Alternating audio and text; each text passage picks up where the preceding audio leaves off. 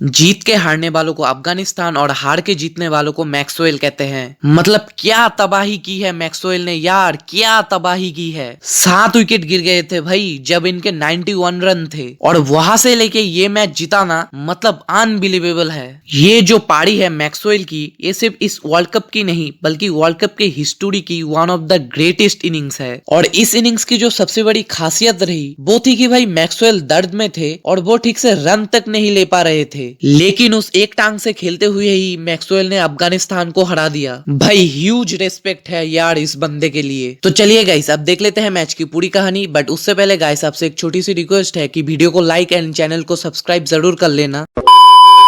तो सबसे पहले अफगानिस्तान के कप्तान हशमतुल्लाह शाहिदी ने पहले टॉस जीत के बैटिंग करने का डिसीजन लिया और अफगानिस्तान की तरफ से बैटिंग करने उतरी रहमानुल्लाह गुरबाज और इब्राहिम जादरान की जोड़ी ने अफगानिस्तान को एक अच्छा स्टार्ट देने में नाकामयाब रहे। 8वें ओवर की आखिरी गेंद पे रहमानुल्लाह गुरबाज मात्र 21 रन पे जॉश हेजलवुड के शिकार बनते हैं और उसके बाद रहमत शाह और इब्राहिम जादरान के बीच दूसरे विकेट के लिए 83 रन की एक अच्छी खासी पार्टनरशिप होती है। मगर 25वें ओवर की चौथी गेंद पे रहमत शाह भी ग्लेन मैक्सवेल को बाउंड्री मारने के चक्कर में जॉश हेजलवुड के हाथ कैच थमा देते हैं और कप्तान शाहिदी भी क्रीज पे ज्यादा देर तक टिक नहीं पाते, वो भी मिचेल स्टार्क की गेंद पे बोल्ड हो जाते हैं। उसके बाद 2 विकेट जल्दी गिर जाते हैं, मगर दूसरी छोर पे इब्राहिम जादरान पारी को संभालते हैं और जड़ देते हैं अपने वर्ल्ड कप का पहला शतक, जो कि किसी भी अफगानिस्तान के बैट्समैन से लगाया गया वर्ल्ड कप का पहला शतक होता है। फिर इब्राहिम जादरान की नाबाद 129 रन की नॉट आउट पारी और रशीद खान की 18 गेंद में 35 रन की धमाकेदार पारी के चलते हुए अफगानिस्तान ऑस्ट्रेलिया के सामने 291 रन का एक बड़ा लक्ष्य खड़ा करने में सक्षम होता है। फिर चेस करने उतरी ऑस्ट्रेलिया को बहुत जल्दी ही पहला झटका मिल जाता है ट्रेविस हेड के रूप में। दूसरे ओवर की दूसरी ही गेंद पे ट्रेविस हेड मात्र 0 के स्कोर पे पेविलियन लौट जाते हैं। फिर डेंजरस दिखते हुए मिचेल मार्श 11 गेंद में 24 रन बनाकर नमीरुल हक के गेंद में एलबीडब्ल्यू हो जाते हैं। तो 9वें ओवर की पहली गेंद पे डेविड वार्नर भी मात्र 18 रन बनाकर उमरजाई के शिकार हो जाते हैं और उसके अगले ही गेंद पे जॉश इंग्लिश भी स्लिप में इब्राहिम जादरान के हाथों कैच आउट हो जाते हैं और इस तरीके से अफगानिस्तान पूरी तरीके से ऑस्ट्रेलिया के ऊपर हावी हो जाती है और 10वें ओवर के अंदर ही ऑस्ट्रेलिया के 4 विकेट गिर जाते हैं और उसके बाद भी विकेट गिरने का सिलसिला नहीं रुकता।